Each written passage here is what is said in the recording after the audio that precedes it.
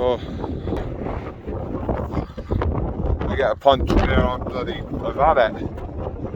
It's a nightmare. The trouble is, I've come so far, there's no going back now.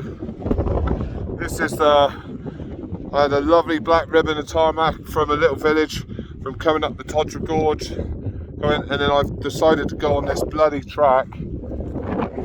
It's going to lead me to the Daly's Gorge. I think I've seen it on YouTube, but Jesus, this stones are sharp as hell. You've got to go slowly. On the sat nav, it says I got like 2.5 hours. That was crazy. I wouldn't recommend it on your own. Hopefully I don't get a bloody puncture. It's just a nightmare. You go all down there, in the middle of nowhere. Bloody 4 o'clock in the afternoon. Not well planned by me at all. Well, the place that I was going to stay at the top of the gorge, fully booked.